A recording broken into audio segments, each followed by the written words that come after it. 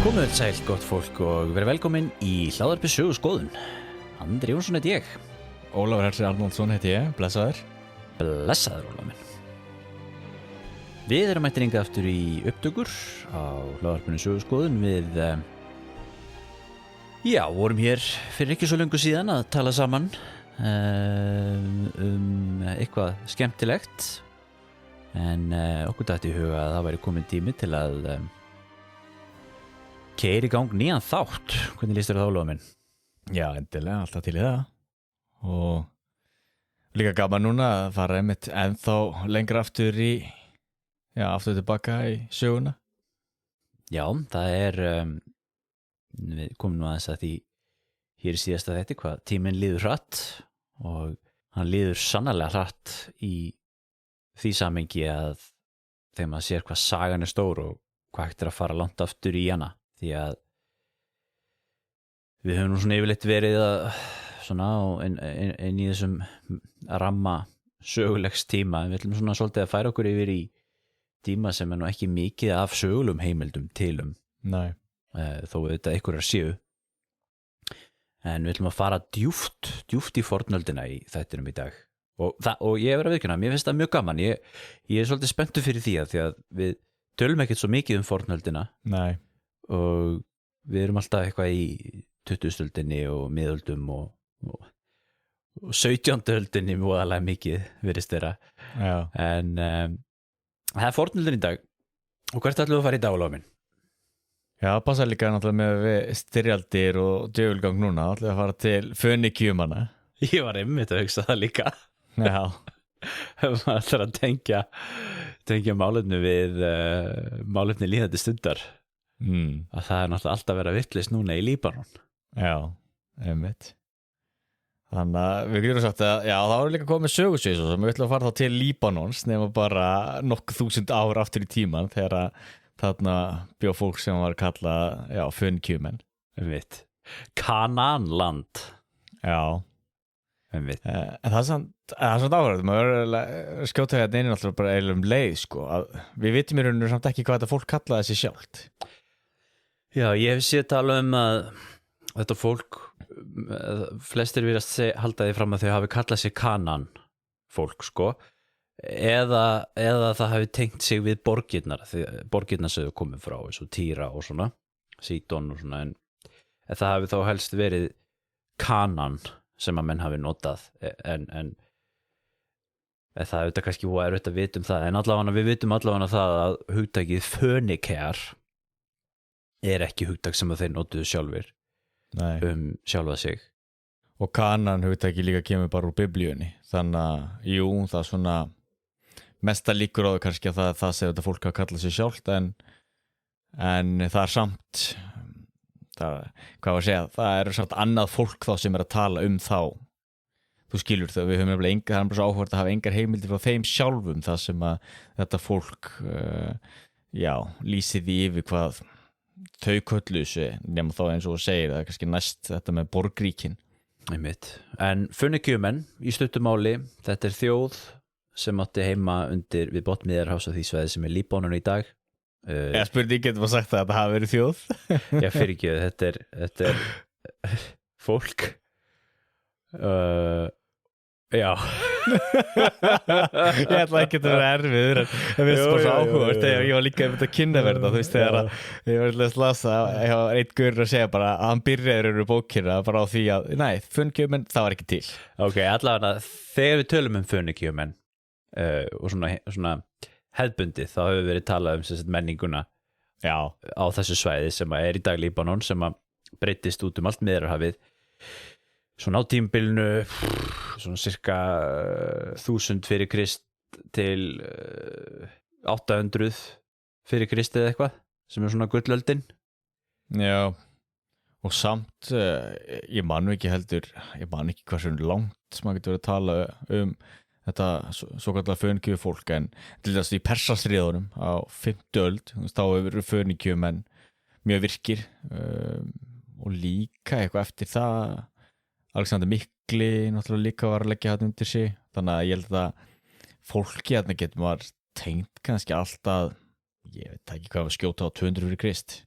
Já, sko, það er yfirleitt talað að þessi, ok, ef við byrjum bara að kalla þetta bara sem sagt, þjóð eða fólk eða eitthvað og svo getum við rætt þá eftir aðeins en sem sagt, það talað ok, ef við segjum okkur að það hafi verið þjóð sem við köllum Fönikíum en alveg svo við köllum Austur-Rómverja, Bísansmenn eða eitthvað svona. Já, eða Gríki, við tölum Gríki þótt hafa verið Aþena og Sparta og eitthvað þannig. Einmitt.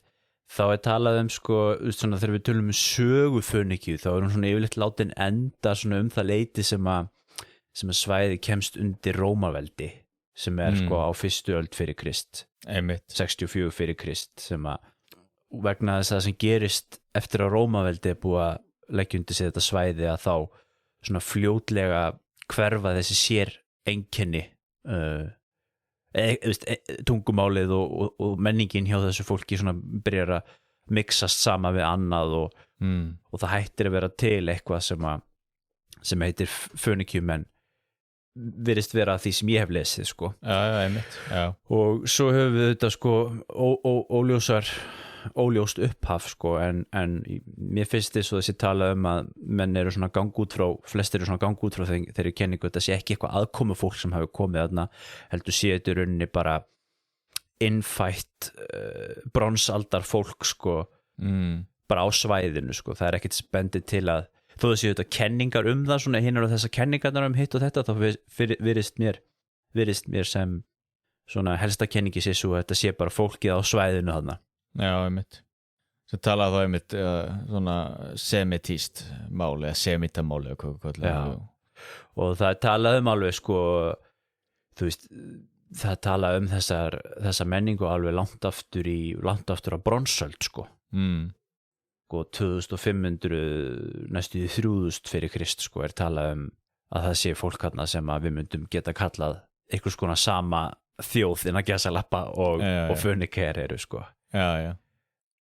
En þá getum við kannski líka nefnt það að kannski svona hlutaði af hverju það menn sætti spurningamerki við það að tala Fönikíum menn náttúrulega stjórnskipulagið og það að þetta fólk bjó aldrei í Sameinuðu ríki en ekki það er náttúrulega sama bara svo með Gríkina við tölum jú Gríki og þrátt fyrir það að Gríkir hafi í raunum aldrei verið sameinaðir fornöld nema þá bara undir Rómaveldi og þá ekki þú sameinaðir í eigin ríki en það er þá eins þarna með að þú ert með borgríki eins og Sídon og Týr og Avar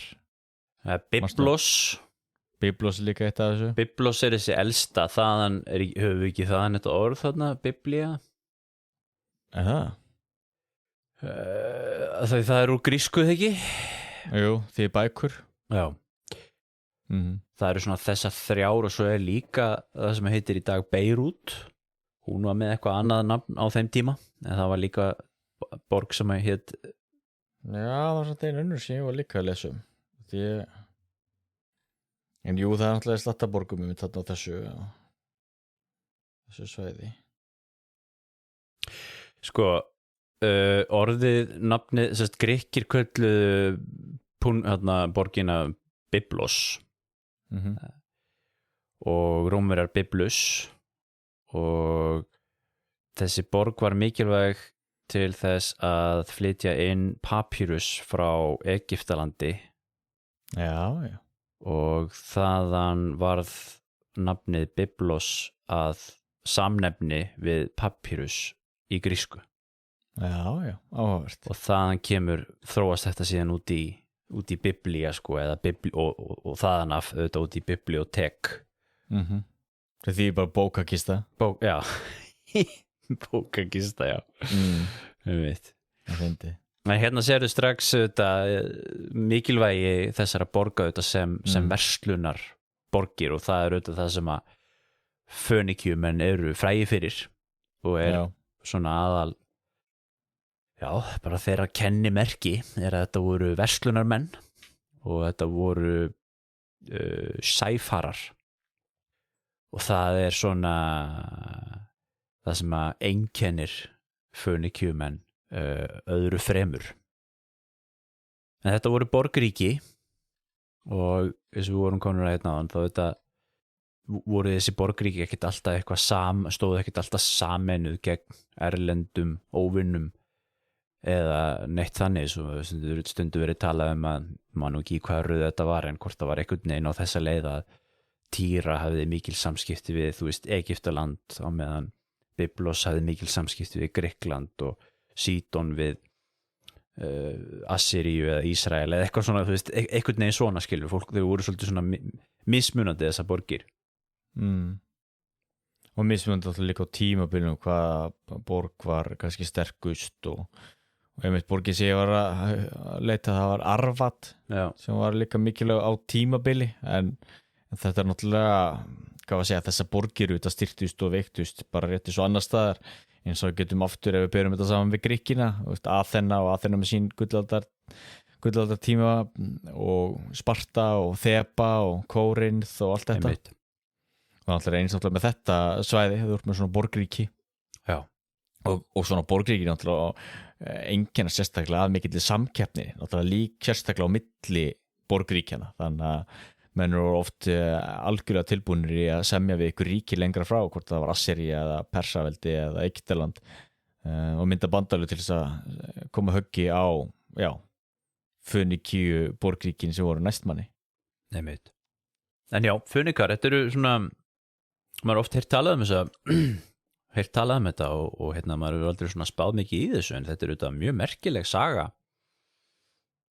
og sérstaklega það, það er að við siglt svona mikið og að tala þetta sé svona fyrsta sæfara þjóðin bara í sögu veraldar eða allavega á Miðjarðarhafinu og það sem að Fönikíumenn gerðu var að þeir með sínu svona verslunarveldi byggðu upp svona efnahagssvæði á Miðjarðarhafinu og tengdi saman ólíka hluta Miðjarðarhafsstrandarinnar og lögðu svolítið svona grundvöllin að þessu svona Miðjarðarhafi sem ykkur svona efnahagssvæði sem að átti síðan auðvitað eftir að verða seinna sko með kannski Alexander og þeim og svo auðvitað Rómaveldi sko. Mitt, og það var mismöndi kenningar hvað var að segja svona af hverju þeir lögðu svona mikla áherslu á verslun og hvers eðlis verslunin var, hvort það væri hvað maður að segja, verslun líka með svona almennar vörur eða hvort það væri bara verslun með lúxusvarning, af því til dæmis og náttúrulega líka mikilvægt að nefna það að nafnið Fönikíumenn er náttúrulega komið af purpurunum þessum blóðrauða lit eða fjólubláum eða purpura sem Fönikíumenn unnu þarna unnu sem þetta úr einhvers konar skeljum sem eru þarna rétt utan við ströndina og þetta er eitthvað skeldýr eða ekki en þetta er alveg var rándýrt alveg á sínum tíma það þurfti sko hvað var ég að lesa, það þurfti sko mörg þúsund svona bara til þess að lita einhvern veginn sko smá klút þannig að þetta endur að þannig náttúrulega eins og tímur Rómaveldis það var bara keisarafjölskyldan sem var í þessu með þennan lit Já, ekki bara í Rómaveldi heldur líka heimsveldin miklu í austrinu eins og Persar og Assyríumenn og svona þar klæddust konungarnir þessum purpura lit og þessi litur fekk á sig svona stimpil royalty og luxus en það er það ennþá ég meina það er ennþá það í dag orðatiltæki skilur að vera þú veist born in purple og svona og rómversku keisararnir og síðar auðvitað bísensku keisararnir voru alltaf í þessum fjólubláa klæðnaði sem kemur frá, þetta sést kemur af orðinu manstu það? Nei, með þetta frá mig Phoenix Phoenix er gríska orðið Phoinos Phoinos, þú náttúrulega með grískuna upp á 10 sko eða, nei, ég með þetta hérna fyrir fram með á iPadninum Það er að lesa sko, þá gerir það þannig þegar þeir að lesa gegnum bókina síðan tek ég alltaf screenshot af því sem er áhugavert sem ég vill þarna, já ok, það er gott að geta litið á þetta og oft með svona orðsifjafræði maður gleymir þessu, þannig þá er fínt að hafa þetta svona fyrir fram að sig. Já, tírósar rauður er líka orð sem ég hef séð þennan lit. Já. En já, þannig að þetta kemur úr þessu gríska orði sem er þá orðið yfir hennan lit sem að Grikkir auðvitað farið síðan að kalla þessa þjóð eða þetta fólk eftir þessum lit og þá ertu auðvitað komin með svona áhugavert auðvitað sem við höfum oft hefur borið á gómi hér í hlaðvarpinu auðvitað. Það er þetta sko líka bara hvað sagan er mikilvæg vegna þess að við komum aðeins hérna áðan. Þetta fólk hefur ekki skilið eftir sér neina ritheimildir. Nei. Og þú veist, þetta fólk hefur ekki skrifað sína sögu sjálft. Hvorki fönikíumenn né afkomendur þeirra Karþagómenn sem við munum örugglega ræða meira hérna eftir.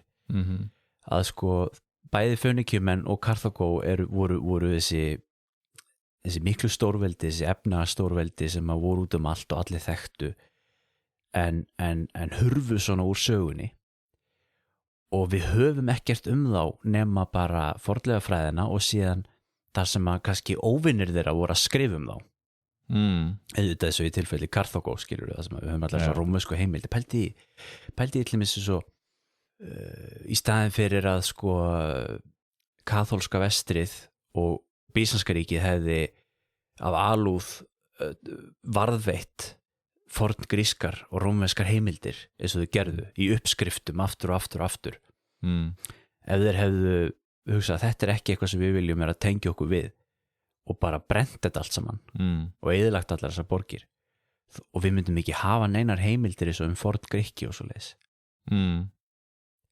það virðist að vera svolítið þannig með fönikíumenn. Já, bæði það, en líka það að þeir virðast heldur ekki hafa skrifað neitt, eða þú veist, það hefur ekki verið sagnfræði hjá þeim, þú veist, eins og þekkir hann hjá Grikkjum. Já, sko, það er samt alveg talað það í fornum heimildum eins og sko fönikískar bækur og svo náttúrulega voruð með þetta stafrófsitt og svona, þannig að þeir hafa þetta verið að skrifa. Já, en þetta er eins og sem ég nefndi áður, þú veist, það munur á því til að skrifa annála og skrifa sagnfræði. Já. Af því við vitum allir sem svo áhört, við vitum fullt af bókum bæði grískum og rómverskum þar sem við höfum bara titlana en bækurnar glötuðust og það er einmitt, það er svona stór hluti af því sem er svo gett svona grátlegt að þú ert með titilinn þessi bók fjallaði ákvæmna þetta og svo eru sérfræðingar látið sem bara dreyma ef það verið til ein uppskrift af henni en ég hef aldrei rekist á það að við vitum einhverja bækur sem Karþagómenn skrifuðu og það getur vel verið að menn hafi kannski skrifað eitthvað en ef menn hefur verið skrifað mikið og það hefur verið til það hefur verið einhver blómstrandi ef bókmenning hefði blómstrar hjá þessu fólki þá hefði eitthvað meira lifað af því það er alltaf svo þurr þessi samfélög bæði náttúrulega í Túnis þar sem Karþagó var og svo náttúrulega enn þann dag í dag auðvitað í Líbanon þannig að sko heimildir varðveitast mjög vel, papyrus og skinnbækur og slíkt. Já. Það er eins og það sem við hafa fundist, eins og úgarít sem mér fundist mjög áhugavert, það hafa fundist mikið af töflum þar, þannig kúniform töflum. En máli er það sem er svo áhugavert með þessar þjóðir, eins með Assyrjumenn og mikið af þessu semískum þjóðum og semítum og það virðist ekki hafa verið til almennlegu til að gesalappa, en sko svona sagnfræði það sem er verið að útskýra og segja hvað gerðist. Nei. Það virðist bara að skrifa niður eins og Assyrjumönnum, þú veist, þessi konungur fór þanga og hann drap svona marga og hann fláði þennan og setti skinnið á borgamúrana og gerði svona og lagði svona marga undir sig. Þú veist, það er ekki sagnfræði. Jú, það er mikilvæg heimild fyrir sagnfræðina. Já, ég skil hvað þetta fara auðvitað en þó svo það væru til sko svona, hvað við segja, annálar eða skjalaheimildir, þú veist, reikningar eða eitthvað þá þetta geta menn búið til í seinna meir auðvitað haft eitthvað vinn úr auðvitað með það sko. Algjörlega, en þetta er náttúrulega rosalega mikilvægar heimildir, það er það auðvitað. En þetta komum við líka svolítið inn að þau tölum Herodótus og svona, hvernig hann auðvitað svona býr til þessa svona þessa sagfræði hefð svona sem við þekkjum hann auðvitað. Eins og til dæmis hvað hefði verið frábært að ef til dæmis Hannibal náttúrulega lifði af út annað púnverska stríðið. Ef hann til dæmis hefði sest niður og skrifa til dæmis sögu sína eins og Júlíus Caesar gerði og skrifaði Gallastríðið. Hvað það væri einstök heimild. Eða eins og til dæmis okkur manni ekki hvað hann heitir núna en hann var grískur fræðimaður sem skrifaði sig ferðir sínar og hann meðal hann skrifaði að hann sigldi til Bretlandseyja og hann sigldi norður fyrir Bretlandseyjar það langt norður eftir og það talið að hann hafði kannski mögulega komið við á Íslandi en allan hann sigldi það langt norður eftir að þeir fundu hafís. Hvað hétt hann aftur? Mætti nú muna þetta. Ég get nú flettið upp. En allavega á meðan fönikíumenn við vitum það að fönikíumenn sigldu alla leið til Bretlands og fönikíumenn sigldu líka í gegnum Njörvasund og allt og langt suður eftir með ströndum Afríku. Vitum ekki hversu langt, það til góðsögn saga sem segir að fönikíumenn hafa siglt í kringum Afríku. Það held ég sé nú ekki rétt en einhver síður, ef einhver einn svona fönikíumaður hefði skrifað, kannski gerði einhver það en eða það hefði verið meiri bókmenning og þeir hefði skrifað meira því það náttúrulega roðalega sérstætt að vera með heilt samfélag þar sem að einu skriftlegu heimildirnar það eru bara áletranir á þá svona gröfum og einhvers konar styttum og slíku svona monumental inscriptions. Þú finnur auðvitað eitthvað af þeim og þann hefur náttúrulega stafrófið líka. Einmitt. En það voða lítil saga í því og það til dæmis minnir mig á Sikiley hefur fundist einhver svona steintabla eða eitthvað sem að gefur til kynna að það hefur verið eitthvað agalegt stríð þar sko á milli þá fönikíumanna sem voru að setjast þar að og innfættra. En við vitum ekkert um það sko, ekki neitt. Maður veit ekkert, það er bara þetta er eina sem við vitum. Einmitt. Og pældi ef maður hefði ykkur að söga því sko. Einmitt. Og þetta sem svo gaman þegar maður að tala líka svo fornþjóðir. Þetta setur líka Grikkina svo mikið í sérstakt ljós. Þetta sýnir svo mikið hvað Grikkirnir voru einstakir. Algjörlega. Að setjast niður og skrifa þessa sögu sína. Því til dæmis Persar skrifuðu heldur eiginlega ekkert. Og Assyrjumenn skrifuðu ekkert og þetta voru sett ekkert menningarsnöða þjóðir en það er samt áhugavert að til dæmis það var umræða á 20. hjá sagfræðingum og þar sem það endaði þannig að man svona endur skilgreindu hvað siðmenntuð þjóð því grundvallar skilgreiningin var að siðmenntuð þjóð það þjóð sem skrifar sögu sína á sér bækur, á bókmenntir á eitthvað bókmenntaarf. Og svo þegar þú horfir á að skoða Persa, þetta mikla stórveldi sem gat byggt allavega byggingar og stýrði stórum hluta hinu þekkta heimi og allavega hvað við að segja listaverk og margt sem þeim var til listana lagt en skrifuðu eiginlega ekkert og eiga engar bókmenntir. Þannig að verður svo fáránlegt að kalla þá ósiðið að þjóð þá eða villimenn eða neita tala siðmenningu þar eins með Egypta og fleiri.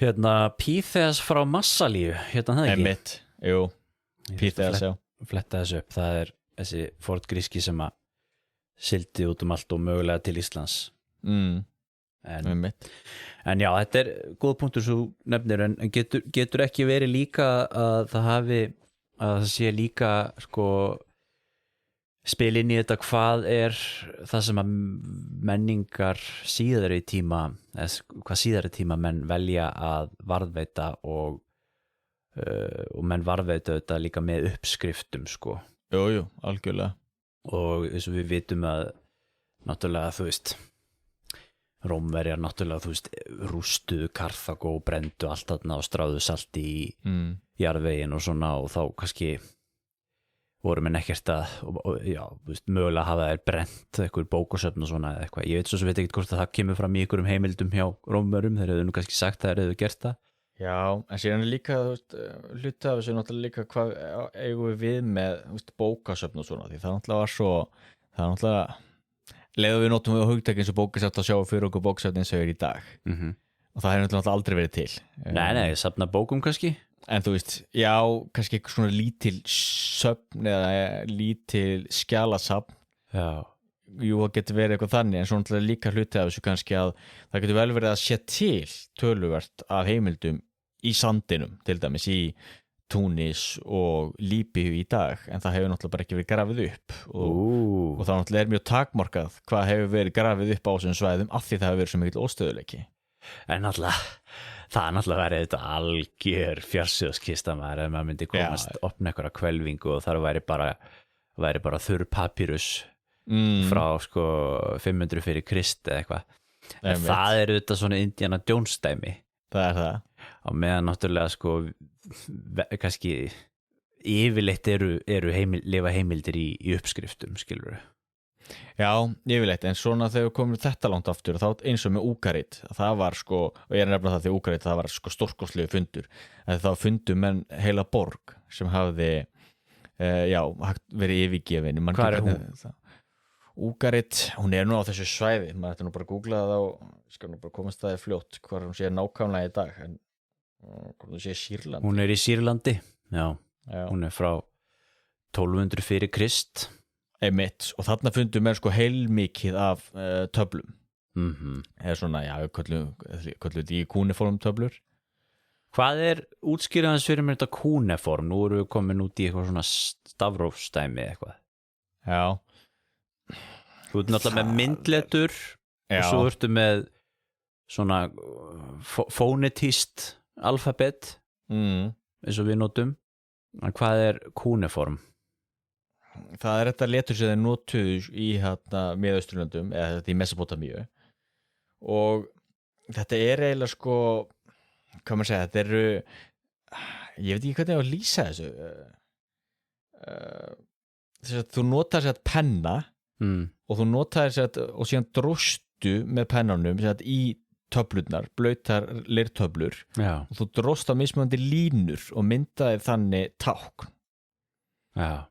Og svo er það náttúrulega táknin sem auðvitað þýddi eitthvað og síðan er þetta að lesa það. Já, ég er að skoða þetta núna, þetta er svona bara með að sé mynd af þessu, þetta er ekki myndletur beint, þetta er ekki heldur bókstafir, þetta eru bara eitthvað svona strik. Þetta eru mismunandi strik. Þetta lítur út svolítið svona geimverutákn eða eitthvað. Já, þetta er nefnilega mjög framandi. Þetta er mjög framandi. Og svo þegar það var búið að rista sig þetta í blauta leirtöflu og þá voru hún brennd. Já.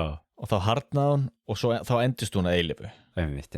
Og sérstaklega þá þetta grefst í sandi náttúrulega eins og í svona þurru loftslagi eins og þarna, þá endist hún á 1000 ára.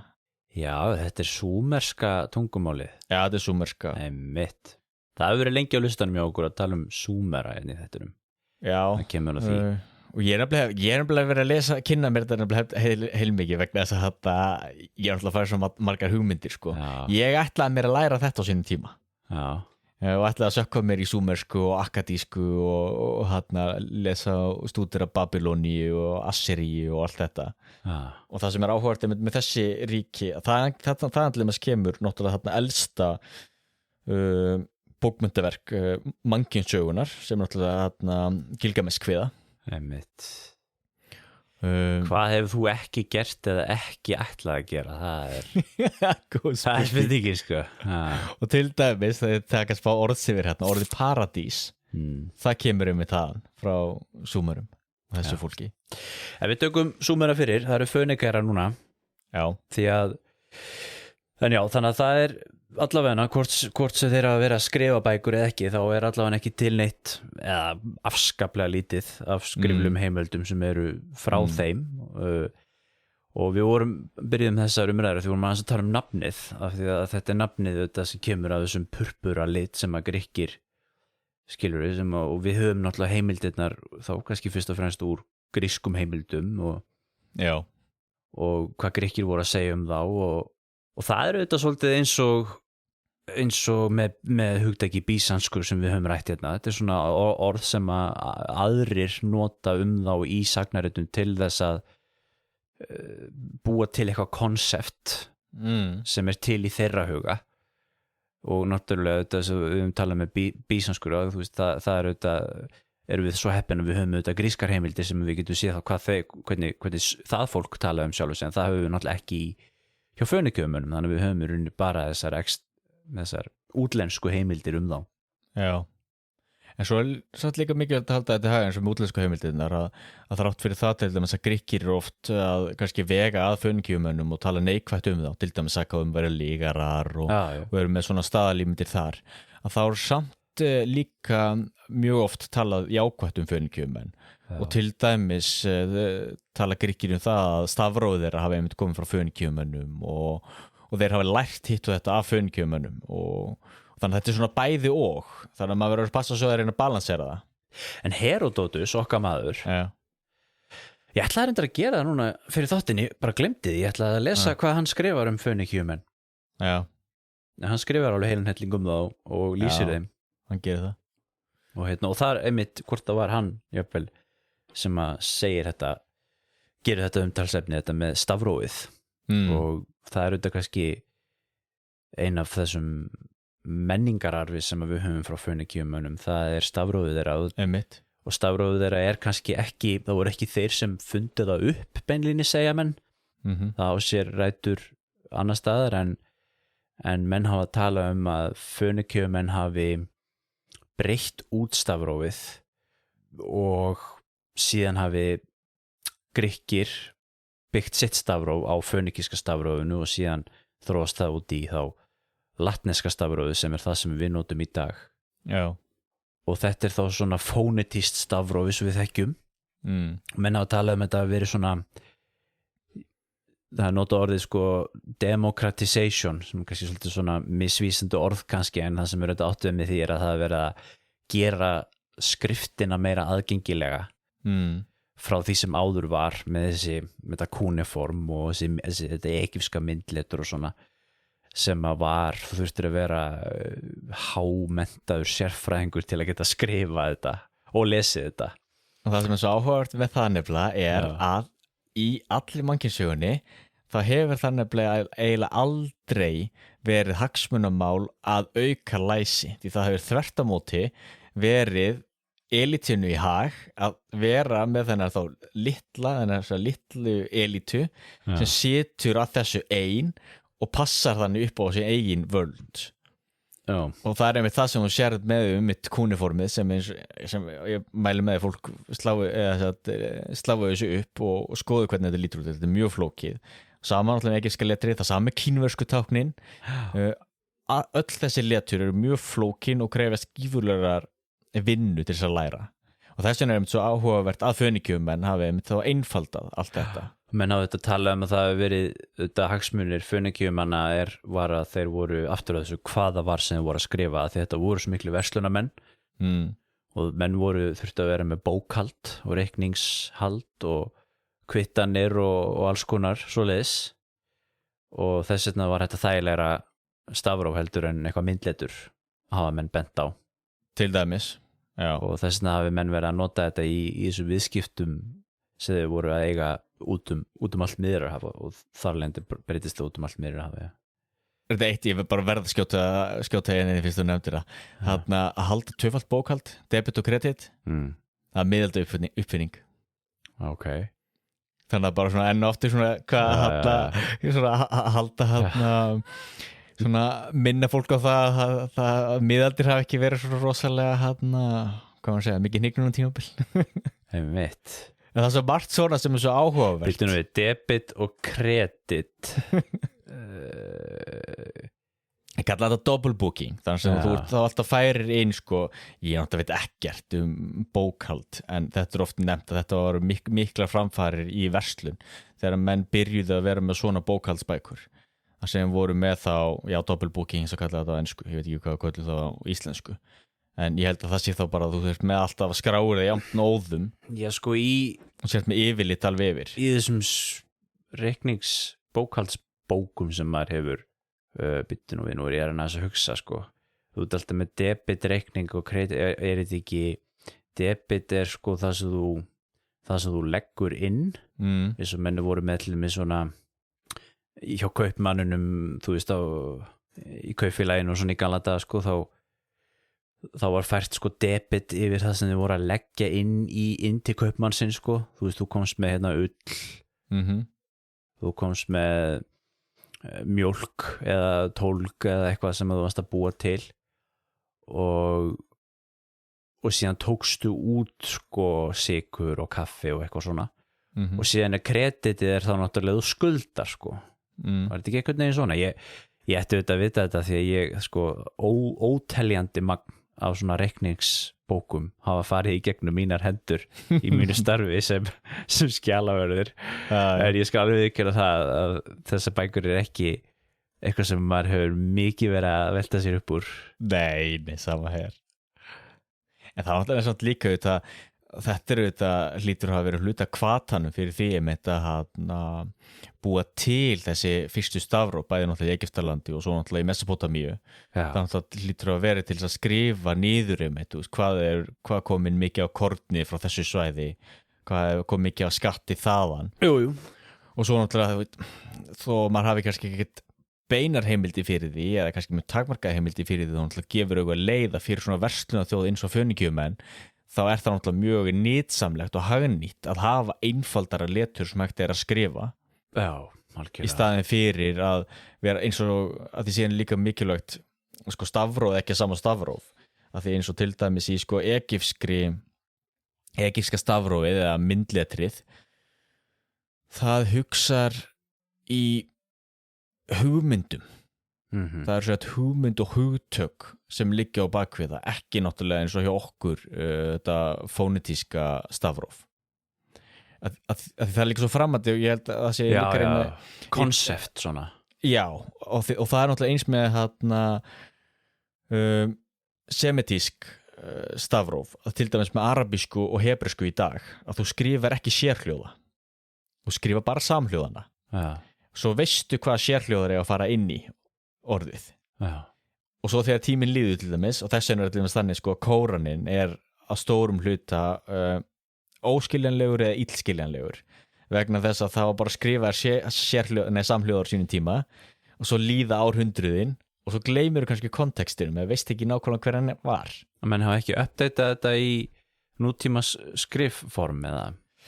Það er nefnilega málið að jú eins og í hebreskunni að þá bjuggum við til þennan masoretiska texta sem held ég var skrifaður 300-400 eftir Krist eitthvað slíkt og þá byrjaði menn að skrifa alltaf sérhljóðana líka þannig að ef þú lest fræðilega útgáfu á Gamla testamentinu í dag Biblía hefur bara eitthvað kvinta þá ertu með sérhljóðana líka en það var ekki gert áður fyrir þannig að til dæmis þess vegna er það þannig að það er dálítið af hugtökum, ekkert rosalega mikið en það er aðeins hugtökum í Gamla testamentinu sem mann veit ekki nákvæmlega hvernig á að bera fram eða hvað þýðir vegna þess að það bara samhljóðarnir voru skrifaðar áður fyrir og þetta er náttúrulega þá eins þegar menn eru að lesa þessa forntexta til dæmis texta frá Úgarit eða texta frá Babyloni eða hvað það er að þá þurfa menn að reyna að átta sig á því sko hvaða sérhljóðar passa hérna inn og þá geta kannski 2 passað inn eða fleiri og það getur kannski verið mikill munur á þýðingunni. Jú, sól, sel nákvæmlega sal nákvæmlega. Þetta eru 3 mismunandi orð og það hefur náttúrulega leiðið til þess að það er allavega ruglingur og oft mjög erfitt að þýða þessa texta tað, tuð nákvæmlega og það endarist svona þannig að þú getur rétt ímyndað hvað þetta er í raun og veru ég þurfi alveg að segja hvað þetta er óhagnýtt og flókið og þess vegna er náttúrulega latneska stafrófið allavega er eitt af besta sem fundið hefur verið upp því það er svo einfalt og svo náttúrulega líka auðvitað mismunandi öll stafróf jafn góð eins og til dæmis ensk börn eru lengur að læra að lesa heldur en þýsku og ítölsk vegna þess að það er svo mikill munur á ensku framburði og skrif og meðan ég held að finnska er það tungumál sem er næst því að vera alveg fónitist og skrifar hann eins og talar hann það er það sem að já en allavega latneska, kyrilliska og gríska letrið, það komið af stofninum upprunalega af þessu fönikíska segja menn, og það mikill menningararfur sem að við eigum fönikíumönnum að þakka. Já, algjörlega. En það margt að unpakka þetta með þessa fönikíumenn sko. Þetta svona þessi verslunarþjóð, og af hverju, og þetta spurningin sko, af hverju voru þeir að fara?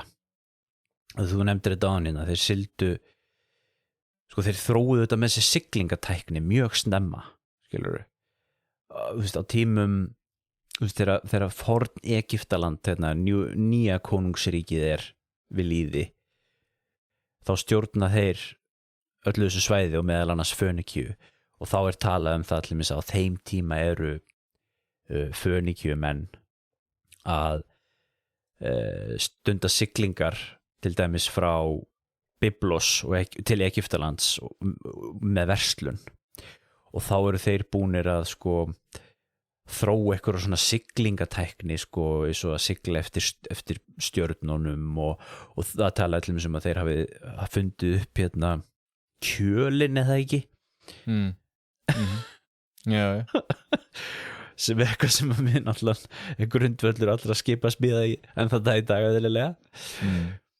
Og og einhvern veginn í gegnum alla þessa sögu þá þetta alltaf verið eitthvað svona verslunarhöbb, og það svolítið áhugavert að spyrja sko hvers vegna það það út af landslæginu, það, þú veist, hvaðan hefur komið svo þörf að halda út á hafið? Ég myndi halda að landslægi skiptir miklu máli, að það ekkert tilviljun að þarna, þar sem að þú getur sagt í raun og veru að Evrópa, Afrika og Asía mætist, að þarna eru gífurlegir menningastraumar þá einmitt, bæði austanað, það getur þó verið menningastraumar sem eru að koma allar leið frá Kína og Indlandi og færist vestur, og þú ert menningastraumar allt suður frá Eþíópíu og uppbyggjum í Egyptaland og svo þarna áfram, og svo náttúrulega þá einmitt frá Evrópu þetta líka, allt frá Skandinavíu og Frakklandi sem færist austur, þannig að þú veist, það ekki tilvíðun að þarna ertu þá með einmitt milliliði sem einmitt sjá sér hag í því að, ferðast. En svo það líka, kannski getur þetta líka verið í landslæginu sjálfu, að þetta svona þunn strandlengja, held ég, og síðan ertu með svolítið svona fjalllendi á bakvið. Já. Og þá þetta svolítið svipað eins og maður þekkir annar staðar á svipuðum svæðum, með þetta nú ekkert annað í hug í augnablikinu heldur en bara Noregur, sem svona, þú veist, með svona mikla svona fjallgarða, þannig að sjórinn verður hraðbraut. Já. Og það auðvitað, þú ert með fjalllendi þarna, og þú ert líka með mikið skóglendi þarna, sem kannski svolítið einstakt auðvitað fyrir þetta svæða, því þú ert með önnur svæði þarna sem alveg snauð af skógi, og það hvað heitir þetta tré? Já, ég veit ekki hvað heitir á íslensku. Cedar. Jó, býtu, það heitir setrusviður. Setrus. Og það tréð sem í líbanska fánanum. Já. Setrusviður, og þetta var viður sem var auðvitað auðlind fyrir þetta svæði, því það vantaði við í það ekki þannig í Palestínu? Já, og líka Mesopotamíu og Egyptalandi og Egyptalandi augljóslega, já, þannig að þeir gátu flutt út þennan við. Já. Og síðan þetta líka viður sem mjög vel til þess fallin að byggja skip úr, hafa menn bent á. Þannig að þetta eru þarna margir þættir sem kannski vera til þess að menn fara að sækja út á hafið og verða svona siglingar, verslunar veldi. Einmitt. Og þeir sigldu alltaf með frá strandlengjunni bara, eða ekki? Jú. Og það nefnilega líka sko, hvað við segja, við erum alltaf svo lituð af auðvitað okkar nútíma og okkar samtíma auðvitað, en til dæmis þessi skip sem þeir voru svo takmörkuð, að það allir svo mjög takmörka hvað varst þarna verið með mikið af vatni borð, og vatn náttúrulega líka getur náttúrulega fúlnað býsna hratt, og svo náttúrulega líka var óryggið það, og erfitt út að segja fyrir nákvæmlega storma og slíkt, þannig að venjulega þá sigldu skip alltaf með frá ströndinni og tóku þá landið mitt á kvöldin og svo sváfu menn þá auðvitað nóttina þá á landi og svo var lagt að stað aftur við sólarupprás. Einmitt. Og svo kemur líka inn í þetta vindar og auðvitað eyðimörkin, þannig að til dæmis að sigla frá þá til dæmis Sidon sem þá í Líbanon í dag og ætla að sigla til Karþagó sem þá í Túnis í dag, þá sigldu öllu líkundum ekki suðurleiðina meðfram þá strönd Ísraels, Egyptalands og Líbíu og svo áfram, því að vindar eru þannig að þá ertu að sigla alltaf á móti vindi, þannig að það er erfiðara, að því vindarnir blása venjulega heldur frá vestri til austurs í Miðjarðarhafinu og pluss það náttúrulega að þú ert með þessa miklu strandlengju þá frá cirka Alexandríu og allt vestur til Kýreniðu, það sem í raun bara eyðimörk þannig að það heldur hvergi verið að taka land og fylla á vatnsbirgðir og slíkt. Þannig að það mér svo áhugavert hvernig allan svona náttúrufyrirbrigði hafa áhrif. Þetta eins og þú siglir eftir ströndum Afríku að vindar eru þannig að þú getur ekki siglt með frá ströndinni, þannig séð á seglskipi, þú verður eiginlega að sigla út á opið haf og síðan aftur til austurs. Það svo hættulegt af því þú viltu auðvitað hafa landið alltaf. Einmitt.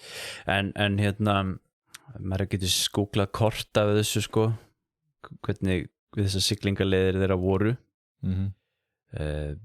Það auðvitað, menn tala að þeir hafi byrjað á því að fara til Kýpur, það hefur verið svona fyrsta þá mjög snemma sem þeir fóru að versla á Kýpur. Það auðvitað á Kýpur auðvitað var fornmenning, þessi, hvað kallum við hana? Kýpur? Ég man ekki hvað kallum við það var fornmenning sem að dó út og síðan auðvitað koma Grikkir þangað líka og þeir eru alltaf í þessari samkeppni við Grikki. En það nú svona þessi flest kort svona sem var að skoða, það var þetta oft svona teknuð svona lína með fram Afríkuströndinni Já, það mjög ólíklegt út af vindum og slíkt. Já. Því síðan líka það, við hugsaum svo mikið í kortum og náttúrulega fólk áður fyrir náttúrulega hugsa alls ekki í kortum, heldur hugsaði í borgum og hvað var að segja, meira svona konkrét. Það frægt, það óþarf að taka það, en þú veist, þá fer ég að spóla í alveg fyrir allt aðra sálma, þannig að reyna að halda mig við efnið. Nei, því þú veist, við erum svo lituð af landakortum og mér finnst það svo áhugavert fyrirbrigði, því þegar ég horfa á landakort, þá myndi ég alltaf hugsa með mér, sigla bara frá stöndum með Afríku og Líbíu og svo komum til Karþagó, einfalt. Nei, vindar og einhverju straumar og eitthvað slíkt hafa þannig áhrif að það var almennt ekki eitthvað sem gerðu pluss takmarkanir og skipunum og vatn og allan og svona hlutir sem eitthvað sem þú veist við höfum engar getum ekkert svo sem hugsað sjáum ekkert fyrir okkur en einhverju sérfræðingar benda síðan á. En það allavega Kýpur og Ródos og Krít og Þesos og Mílos og þessar eyjar og svo auðvitað Sikilei, stór hluti af þessu og það auðvitað settust fönikíumenn að ekki talað á Tánni á vestur hlutanum og síðan voru auðvitað Grikkir að sækja þangað líka. Grikkir voru þetta með Sýrakúsa og hvað hétu allar þessar borgir þeirra þar og síðan auðvitað Karþagó í Norður Afríku sem auðvitað alveg bara sérkafli.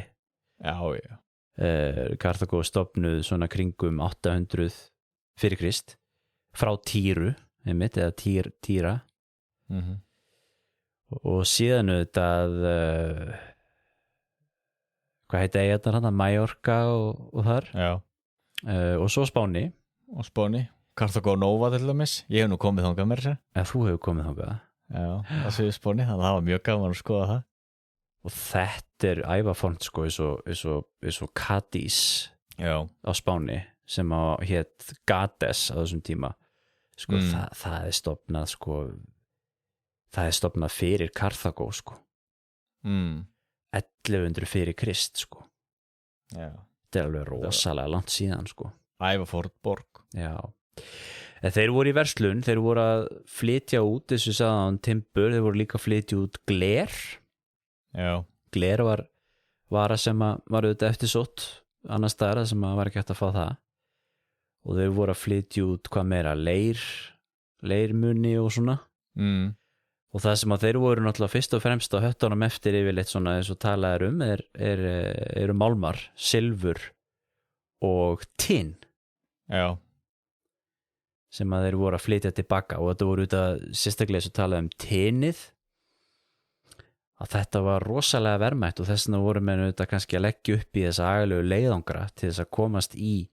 tinið af því að þeir fengu svo mikið pening fyrir þetta sko Það tínir náttúrulega þetta var grundvallar málmur þetta blandaði og kopar til þess að vinna brons já Það er svona sildu allt til Bretlands til þess að ná sér í tín einmitt og það finnst mér alveg magnað Það er alveg magnað maður getur eitt svo ímynda sér bara sko þá erum við auðvitað að tala svona eins og kannski eitthvað svona svipað og sko norræni menn í Vínlandi eða Já og menn hafa farið út í þær vangaveltur því maður getur þeir föningjum höfðu alveg burði til að sigla til Brasilíu en svo áttur á móti vandamálið að ef einhverjir lendu þar að þá líka landslægi loftslægi þannig í Brasilíu að til dæmis viður rottar svo hratt að þú ert ekki með neinar fornminjar, þú veist ekki slíkt myndi lifa af þar náttúrulega líka það sem náttúrulega svona sorglegt þegar maður hugsa svona hvað ef og hvað getur lifað af fornminjum á mismunandi stöðum einmitt en Kadís hún ekki Atlantshafsmegin við Gíbraltarsund Jú já þannig að þá hafa þeir sko strax sko fyrir 1500 fyrir Krist sko já þá hafa þeir farið út fyrir sko Gíbraltarsund sko og sildur náttúrulega líka til Marokko já og suður fyrir og við vitum að þeir sildu eitthvað suður fyrir já. En þetta með Bretland sko veistu hvenar þeir voru komað þangað þeir komuð þarna til Cornwall sem ysti tangi Englands út í Atlantshafið suðvestan megin Nei, mann ekki sé ártölu nei ég ekki með þá hreinu heldur sko og hugsa sér sko einmitt það hefur verið áhugavert að vera að fluga á þeim vegg sko þegar föningjum komu og hittu keltana eða hverja orði sem byggu þar sko einmitt að kaupa þeim tín og það eru einhverjar kenningar líka að mögulega sé orðið sko Britannia upphaflega komið þarna austan frá og hafi jafnvel sko þýtt sko land tinsins ég hef eitthvað lesið það en ég veit ekki hvort það séu frins kenningar það getur vel verið sko að menn vilji eitthvað reyna að fantasera eitthvað svoleiði sko en Já, svo veit maður aldrei eins og nefndi með bók og biblía og bíblós og allt þetta ég hef aldrei spáðið því hvaðan þetta orð kæmi til að missa Nei En þú veist, þú tengdi einmitt við bíblós þetta er svo bara, þú veist, pergament og pergamum það er svona skinn sem þú notar einmitt í bækur það er náttúrulega bara komið að nafni borgarinnar, pergamum en það var svo mikið framleiðsla þar en maður auðvitað passa sig líka jaðarhugmyndir til En svo hafði menn auðvitað spekulerað líka þú veist að fyrst við vitum að þeir voru Atlantshafsmegin við Spán og þeir fóru til Bretlands þú veist, þá hljóta þær að hafa verið eitthvað í Frakklandi líka einmitt kannski ekki svo mikið að það hefði skilið eftir sig einhverja mikla fornleifar, ég veit það ekki ég held allan að það ekki fundist neitt og það hefði maður spurt sér líka þú veist, síldu einhverjir til Danmerkur eða jafnvel inn Eystrasalti eða leita allir með þess að rafi eða einhverju slíku sem var nú mjög mikilvæg svona luxus vara á sínum tíma Já, það eru nú miklar teninámur í Norður Finnlandi Petsamo og svona kannski fóruð þangað Nei, kannski fóruð þangað En hörðu, þessi Hanno the Navigator það er þessi sem á að hafa siglt suðrættir Já. Hvað kunnum við á honum að segja? Hann eitthvað minna fyrir mitt leyti. Hann frá Karþagó sko Já. og hann var á 5. öld fyrir Krist og hvort það séu þá þetta einhver handrit sem hafi verið þýtt yfir í grísku sem að segja okkur frá því að það var sæfari sem átti að hafa siglt sko hann átti að hafa siglt hérna alveg suður í sko hvað heitir flóin hérna hjá Afríku hérna sem að Kamerún og Já, hvað heitir hann aftur? Gíneu flói eða eitthvað Já. og þann koma auðvitað þessar spekulasjónir að Fönikæjar hafi kannski mögulega farið allalega Hornhöfða en auðvitað ekki neinar kannski ekki svo mikið að halda börum rökum fyrir því. Nei, það er alltaf líka það allavega einn sem var að lesa eftir hann benti á það á fordæmilegt og heldum en Afrika væri mikið minni en hún Ja. Og þess vegna ef einhver hafi siglt alveg suðu fyrir og aftur norður, siglt í kringum Afríku og þá hefur menn alltaf fljótt auðvitað gert sig grein fyrir því að Afríku er alltaf margfalt stærri heldur en menn héldu. Af því að líka það er mikilvægt að halda því haga, við náttúrulega talaðum það áður að náttúrulega öll kort sem við horfum á náttúrulega eru kolvitlaus og mjög skökk og gefa ekki rétta mynd af stærð Afríku samanborði við landmassan á norðurhveli. Rússland er mikið minna heldur en maður heldur. Já, ég að lesa hérna í þessum texta hennan Hannó þá hefur hann notað hérna orðið gorillæ sem er í grísku þýðingunni yfir afrískan ættbálk sem hann fann Já. og þaðan kemur síðan orðið górilla Já. úr þessum forna texta. Já, menn geta kynnt sér þetta er áhugavert. En ekki það, en svo náttúrulega líka náttúrulega þannig með söguna, það eru hvað var að segja, smá tilviljanir eins og mann eftir því að ég var að lesa hérna svarta vikingin þá einmitt vísar hann í það ég svo lélegur með nöfn maður, hvað heitir hann aftur hann sem skrifaði bókina? Bergsveinn Birgisson ekki? Jú, Bergsveinn, þá einmitt talar hann það þegar hann var á einhverju ráðstefnu ef mann rétt einhver stöður í Rússlandi og talaði um einhverju fornleifafræðinga og þá var það einmitt hafður uppgöt for nýlega þá eitthvað norrænan grip einhvers staðar þarna við Hvítahaf þá var þetta þessi einu sönnunargögnin, einu fornminjarnar það að norrænir menn hafi jú verið þessu svæði og þá var svona, já, þá kaupum við það þarna alveg komið sönnunargögn komið dæmi það og það þarf ekki meira en að maður myndi uppgötva þú veist, eitthvað smá hvað var að segja, bút úr Fönikíu skipi einhvers staðar í Suður-Afríku og það var allt í einu ágætlega stór hlut á sögunni búin að breytast svolítið. Já, algjörlega. Þannig að lítið sem þarf til. En hérna stjórnkerfi, menning, trúarbrögð við tölum aðeins það hérna í upphafi að það kannski erfitt að kalla þetta þjóð eða eitthvað því að þetta voru þessi borgríki sem að voru mjög útaf fyrir sig en þau höfðu eitthvað svona svipað tungumál obviously og þau höfðu eitthvað svona trúarbrögð og stjórnkerfið er svolítið áhugavert. Það eru svona stundum talað að þetta hafi verið svona hálfgert svona proto-fornaldar lýðræði og menn hafa bent á að það hefði verið þarna svona eitthvað svona ráð og eitthvað slíkt en auðvitað voru kongar þarna líka. Já.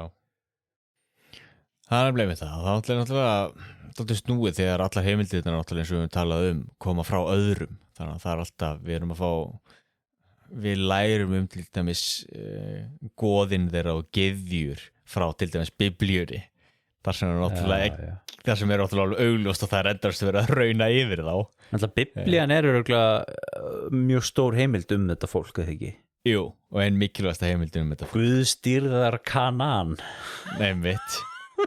Og þá náttúrulega sjáum við náttúrulega leið hann er náttúrulega mjög erfitt að læra þetta fólk út frá þá biblíunni þar sem að þar sem að þeir sem skrifuðu biblíunu þetta höfðu hreitna hagsmuna að gæta þar sem að þeir trúðu því að Guð var búin að gefa þeim þetta land og þeir voru að fara að taka það af þessu fólki, Kananítonum og ekki nóg með það heldur Kananítonir trúðu á náttúrulega ekki Guð, heldur voru fjölgyðistyrkendur og allt þetta Bal og Ammon og eitthvað Já, og Astarte og hvað hitta öll þessi goð þannig auðvitað náttúrulega verður maður að hafa þetta í huga en það er náttúrulega alltaf þannig það skiptir ekki máli hvað textin er kannski mögulega skakkur eða já, það skiptir ekki máli raun og hvað mikið skekka í textanum ef maður gerir sér grinn fyrir þá getur maður reynda að lesa á milli lína Já. og það er náttúrulega þess vegna sem Biblíu er náttúrulega líka sérstaklega mikilvæg heimildu þetta maður reynir að lesa á milli línana þar og svo hefur maður auðvitað líka einhverju gríska og rómverska sagfræðinga og maður reynir að lesa á milli línana þar líka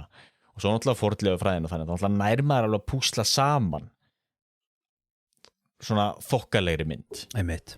en það sem er svona áhugavert er að það er mitt þarna sér maður samt líka fjölbreytileikann í þessum borgríkjum því til dæmis þau dýrkuðu ekkert sömu guðina eða sömu gyðjurnar allstaðar að því til dæmis það var mjög mismunandi eftir í borgum var það ekki líka þannig á Greiklandi? Jú ákunni leiti þetta Aþenu náttúrulega var sérstaklega upptekinu af Aþenu og eins og gefur auðvitað leiðu þannig að borgarinn og allt það en samt voru þessi ólympísku goð mér finnst svona að almennt þegar ég lesa þá voru þau öll askoti mikilvæg alveg saman hvar þú varst þó að jújú sumir kannski uppteknari af Apollon eða Poseidon eða eitthvað slíkt á meðan að þú sér meira í þessum en það getur samt verið líka bara vegna þess að heimildin svo takmarkaðar en við sjáum það samt að eins og Sídon var mjög upptekinn af gyðjunni Astarte Astarte var voðalega mikið dýrkuð þar á meðan að önnur borgríki eru kannski uppteknar af Bal eða einhverju öðru goði svo náttúrulega það sem er líka flókið með þetta náttúrulega er líka eðli tungumálsins og hvað við segja það að skrifa bara með sérhljóðum og ekki, bara með samhljóðum ekki sérhljóðum það náttúrulega gerir það alltaf flóknara að lesa hvað stendur og Mólok til dæmis þá var eitt af þessum goðum sem voru tilbeðið þarna það er mjög stór deilumál í þeim fræðum hvort að Mólok hafi verið goð sem var dýrkað eða hvort það hafi verið tegund af fórn og það fer allt eftir því hvernig þú lest þetta hvað sérhljóð setur inn í þetta í hvað mynd er orðið eða ekki af hverju dregur það og þetta er alveg þetta er alveg þetta er svo nákvæmt og þetta er svo flókið að setja sig inn í allt þetta er svona stór hluti af því okkur ég gafst upp löngu áður en ég prufaði mér að læra akadískuna og öll þessi tungumál Nei, þetta er áhugavert og svo ég sagði hann að þetta líðræði þannig ég veit ekki hvort þú hafir heyrt eitthvað það en Jú, ég las aðeins það en það vil kannski borða meira saman við eins og, þetta er náttúrulega bara þetta er líka rosalega villandi þegar við erum að tala um Aþenu og Grikki og lýðræði því að mikilvægt að halda þetta haga það var kannski 1/3 íbúa Aþenu sem voru með kosningarétt og tóku þátt tóku þátt en það færi sem tóku þátt í ákvarðanatökunni en það er náttúrulega rétt hjá þér að það er margt sem bendir til þess að það hafi verið einhvern veginn hvað er að kalla þetta ekki fáræði einhvers svona ólígarki eða einhvern veginn eða kannski búið þetta saman við íslenska þjóðveldið þú veist, einhvern veginn þannig fyrirbrigði þar sem að þú veist, einhver smábóndi ofan einhverju heiði hafði svo lítið sem ekkert að segja en þó, þú veist það þú varst með hinn og þess að mismunandi aðalsmenn menn þurftu að vera sammála og voru að ræða málin og eitthvað slíkt Þetta er svolítið gaman að skoða þetta ég mitt ber þetta sama við þessi fornaldar önnur fornaldarríki að þú veist að við sjáum mikið líkindi með Grikkjum að þú veist þetta eru svona samansafna borgum sem eru mikið í verslun og eru að stofna nýlendur og breiða út menningunni sinni þannig og eru ekki í ykkur svona imperial verkefni fyrir nauta Grikkir kannski setna með Alexander en síðan auðvitað munurinn auðvitað á Grikkjum kannski og Fönikíumunum sem voru alltaf svolítið í svona samkeppni verslun til dæmis og annað mm. að sko Grikkir auðvitað voru ekki með mikið af óvinnum utanaðkomandi óvinnum í kringu sig það þá helst auðvitað þegar að Persaveldi bankaði á dyrnar í Persastríðunum og svo auðvitað Rómaveldi seinna en sko Fönikíumenn auðvitað þessi ævaforna þjóð sem náttúrulega nær svona mörg þúsund ára aftur í tíman hefur alltaf verið umkringt stórum, miklum fornum veldum. Já. Og við getum auðvitað að tala þess það sko, þess að ég nefndi hérna áðan auðvitað, þú veist þetta forn egypska konungsríki sem við þekkjum auðvitað bara úr, þú veist þessir faróar og píramítar og allt þetta skilur, þú veist, það var svona heimsveldi sem stjórna öllu þarna og síðan er atburður á bronsöldinni sem hefur verið kallað sko bronsaldarhrunið sem að hvenær var það? Svona cirka 1200 fyrir Kristi eða eitthvað álíka. Já, hvað þar bil? Það sem er svona hið mikla hrun bronsaldarinnar þegar, og talaði með í biblíunni líka, þetta sjófólk kemur. Já. Hvað kallum við þá í íslensku sjófólkið eða? Ég veit ekki, það tala sea people, sjófólki, sjáarfólkið, haffólk, ég veit ekki hvað það kallið á. Og það kannski ekki vita alveg hvað fólk þetta var. Nei, harmumálið, það er ekki vitað. En það kom allavega vestan frá. Já. Og menn sjá það í fornleifafræðinni að þegar að sjófólki kemur til Kananlands að þá verða mikil stríð og menningar samfélög hrynja. Já. Og veldi Egyptalands við botn Miðjarðarhafs eða hvað þetta heitir Levant á þessu svæði, Kananland, það fellur og menn hafa gert það í skóna mögulega hafi kannski Fönikíar sloppið eitthvað frá þessum stríðum og þá menn verið að teorisera það, kannski hafa Fönikíumenn verið að vinna með þessu sjávarfólki eða eitthvað sem gerir það verkum allavega að stór veldi hrynja og borgir þurrkast út og annað á meðan bronsaldar menning Fönikíumanna heldur bara áfram í friði og svona að stórum hluta sko. Já. Og síðan það auðvitað seinna sem að Fönikía lendir undir Assyriumönnum sem annað svona stórt landveldi sem að kemur þarna fram, svona heimsveldi. Já. Assyriumenn byrja að dominita Fönikíu svona í kringum 900 fyrir Krist eða 800 fyrir Krist sem það leiti sem Karþagó stofnuð og það ekki Assyriumenn sem voru svo miklir, voru svo brútal? Jú, þeir voru verstir af öllum á fornöld. Já. Þeir stunduðu það sérstaklega húðfletta menn og andstæðinga sína og húðflettu þá og lögðu síðan húðirnar utan á borgarmúrana. Já. Og þeir gengu svo hart fram og voru svo hrottalegir að þegar allir persar taka þá við og þá gáttu persar mikið spilað á það að þeir gáttu í raun og veru sagt, þetta náttúrulega einföldun hjá mér, heyrðu, nú Assyriumenn búin að vera að níðast á okkur svo lengi, heyrðu, ef þið borgið bara skatt og hægið ykkur, þá skulum við vera bara mjög góður almennlegir, við verum þægilegir herrar. Einmitt. Og þess vegna varstu með þessi satrapi þar sem að, já, menn fengu í raun og veru bara að gera það sem þeir vildu, svo framalega sem þeir borguðu skatti persa og persaveldi gekk bara mjög snurðurlaust fyrir sér, þannig séð, mikil einföldun, en kom til þess Fönikíumönnum mjög til góða. Já, kom þeim vel eins og þú segir og skemmtilegt þetta í Heródótusi þegar hann að tala innrásina í Grikkland. Já. Og manst ekki þegar hann var að lýsa þarna sko öllum þjóðunum. Já. Þú veist, fyrst komu Persadir og svo komu Egyptadir og svo komu Babyloniumenn og síðan komu Fönikíumenn og þeir voru þá með flotan. Það var persneski flotin var bara fönikíski flotin. Einmitt. Og já, hann talar, þegar hann að tala með þessar sjóorustur og svona, held ég, þá ekki vilt bara tala Fönikíumenn bara? Jú. Bara fönikískir sjómenn.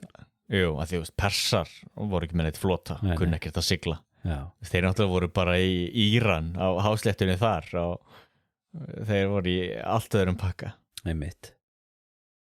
Og svo endar þetta með síðasta heimsveldið sem að ræður þarna það Alexander og hann er á fjórðu öld fyrir Krist.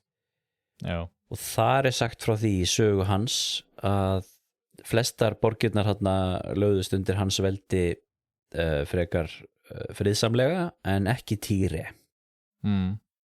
Þar var blóðugt umsátur. Já. Og þar var meira að segja byggð brú að þetta var sko eyja. Já. Þetta svona eyja undan ströndunum og Alexander byggði brú út í borgina og eða fyllti upp í sundið á milli. Já. Þannig að það var gífurlegt þrekvirki auðvitað. Já. Og ég held ég ekki að ljúga því að en þann dag í dag er þá borgin eða þar sem borgin stóð tengd landi. Já. Og var það, eftir að Alexander þarna fyllti upp í. Já, vilja menn meina að það sé Alexander bara sjálfur sem, ekki hann, hans menn. Já. Hans menn, já, hann stóð nú ekki hérna, hann var ekki sjálfur sem bar hann þessi tonn. Það var duglegu kallinn, mann myrkur á milli. Það var mjög duglegur, við getum alveg sagt það. En það var mikið umsáttur. Já, mikið umsáttur og svo þegar borgin félla þá var það mikið blóðbað. Já. Og það svona, þá segjum við oft, sko, þá svona þessi náttúrulega gullöldin auðvitað löngu liðin en svona þá alveg farið að síga vel á seinni hluta tilvistar Fönikíu sem fyrirbæris. Já. Og svo svona upp úr rómverska hernáminu og þá hverfur Fönikía bara inn í Rómaveldi. Já, og svo einhvern veginn svo hellenismin varð sérstaklega sterkur þarna. Já. En mér var bara þetta í hugum mitt með það, því mér finnst það svo áhugavert að þú ert með þetta samfélag sem sko teygir sig kannski allt aftur til, hvað við að segja, 3500 fyrir Krist. Já. Jú, Sídon var stofnuð 3500 fyrir Krist. Ok, og þetta samfélag síðan lognast út af þetta einhvern veginn í kjölfarið og því að hvað var að segja hellenismin tekur þetta yfir, Alexander miklu og svo þetta Rómaveldi, þetta tekur þetta langa tíma, þannig marga kynslóðir. Já. En þá dettur mér í hug hvort að það hafi haft áhrif að þarna varstu með þá menningarsamfélag sem átti sér sko sterkar bókmenntir. Já. Og heimspekin og hvað var að segja, skáldsögurnar og sagnfræðin og allir þessar bókmennta arfleifð sem Grikkir áttu sem síðan og Rómverjar auðvitað taka mikið yfir. Já. Og blandaðast auðvitað sem tölum við þessi grísk-rómversku áhrif. Hvort að þetta hafi þá síðan endanlega þá verið svona döðasparkið ef maður kallar það sem svo, af því að Persar og Assyrjumenn og Egyptar og allar hina þjóðarnar voru ekki með neitt svona. Já. sem var kannski jafn mikil ógn. Einmitt. En svo veit ég ekki, þetta er bara eitthvað sem allt í einu datt í hug, hvort að þetta getur verið allan hluti af útskýringuna því af hverju, hvað við segja, já hættir þetta fólk að tala sitt tungumál þá, fönikísku eða hvað það hét og verður einhvern veginn að Grikkjum innan gæsalappa, að ýmsuleyti. Já, það þetta mjög góð punktur og þetta kannski bara hluti að stærri spurningu þetta, þú veist, af hverju dreifist hellenismin svona mikið út með eftir hernáma Alexanders mikla og síðan auðvitað hvað það í þessari rómversku menningu sem að gera það verkum að þú veist latínan og rómversk menning breytist svona mikið út allt Rómaveldi. Einmitt. Af því þú sér þetta auðvitað líka með önnur forn menningarsvæðis og Egyptaland til dæmis og þú veist það þessi grísk-rómverska menning sem einhvern veginn verður algjörlega dominerandi sko. Já, tröllir í þér öllu. Því að já, það áhugaverð spurning sko. Það getur vel verið að það hafi með bókmenntarfin að gera sko og ritmenninguna. Já, en svo líka það sem svo áhugavert einmitt og mér svo spennandi með, ég las þetta bara stuttabók sem heitir einmitt The Phoenicians, Lost Civilizations. Já. Og höfundur þeirra bókar þetta er bara ný bók, hún var bara skrifuð í fyrra held ég, en allavega bara svona stutt yfirlit yfir sögu fönikjöfumanna og hann endar einmitt bókina á því að undir til dæmis alþjóðaflugvellinum í Beirút og náttúrulega bara allt þetta svæði eru fjársjóðir vegna þess að við vitum það hefur verið svo lítið grafið þarna og þá einmitt talar hann það sko að við getum bara látið okkur dreyma þú veist, hvað leynist þarna raunverulega undir en svo náttúrulega líka það svo þétt byggðin þarna líka á mörgum svæðum eins og þetta, við erum ekkert að fara að rífa alþjóðaflugvöllin í Beirút til þess að geta grafið þetta niður það er ekki að fara að gerast nei. En maður getur látið sem dreyma en svo það þetta þannig þú veist, fornlega uppgreftir þú veist, eiga sér stað þegar það eru framkvæmdir allavega í vestrænum ríkjum þú veist, það er þannig hér auðvitað, ég meina hver skipti sem á að stinga niður skóplu að þá það er alltaf að byrja því að gera uppgröft einmitt og ég meina var það ekki einmitt þarna svolítið minnst nýri miðbæri Reykjavík þú veist þegar þeir voru að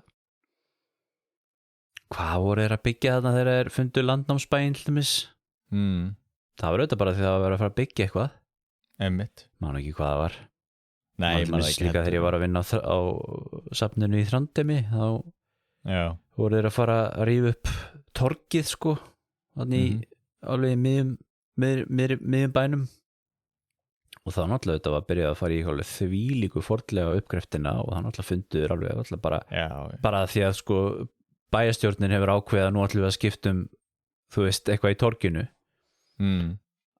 að þá kemur bara heill nýr litteratúr sko inn í söguna sko algjörlega og þannig er þetta náttúrulega þú veist í einmitt Noregi og þannig sé Íslandi og svona í Evrópu og það er svona, við getum látið okkur dreyma Andri, að kannski kemst nú á friður hérna, við erum bóttið Miðjarðarhafs þannig að það verður nú hægt að grafa þetta upp eitthvað og þá getum við komist meira að því hérna hvers konar fólk fönikjöfumenn voru algjörlega, en menn hafa þetta verið að þú veist, stundafordlega uppgröft þarna þetta í 20 ára auðvitað en það er svona eiginlega ekki kannski fyrir 19. öld sem menn fara að byrja að skrifa í fyrsta sinn að einhverju viti fönikjöfumenn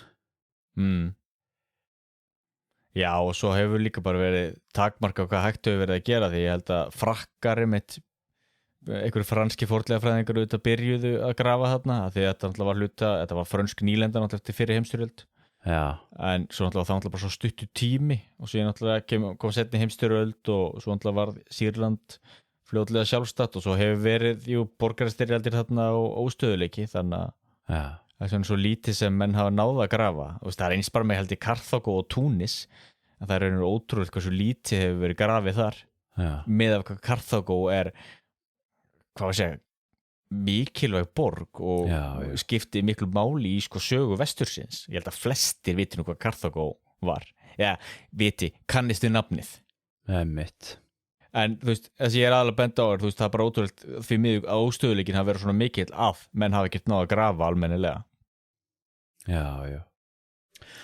einmitt herðu, ef við ætlum að fara að slá botnin hérna í þetta nú erum við búin að tala hérna saman í góða stund Karþagó, þetta er bara svona sér kapl út af fyrir sig og þetta bara að taka sér þáttum það auðvitað og hérna en auðvitað Karþagómenn eru afkomendur Fönikja og svona arftakar þeirra það eru auðvitað nýlenda sem að verður að svona eigin heimsveldi á Miðjarðarhafi stofna sínar eigin nýlendur og lenda síðan í þessu agalega stríði við Rómverjana og hérna og fá einhvern veginn svona sinn sérstaka sess í sögun út af því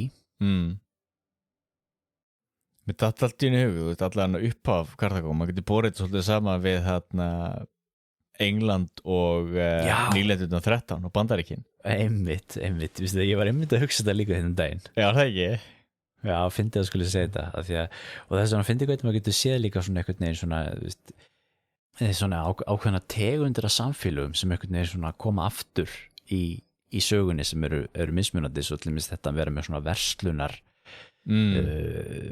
svona sæfara verslunar þjóð sem er svona fókusera svona á hafið og verslun og síðan að stofna nýlendur og svona út allt versus síðan þessi svona landbundnu heimsveldi og svona munurinn á þeim einhvern veginn og jafnvel stjórnkerfinu í þessum svona tegundur á löndum sem að er oft svolítið mismunandi út með þetta þessi agalegu einveldis konungsríki sem eru svona landríki á meðan þessi verslunarlönd, svona sjófaralönd virðast stundum hafa svona stereotypa að þau séu svona lýðræðislegri eða þannig einhvern veginn sko.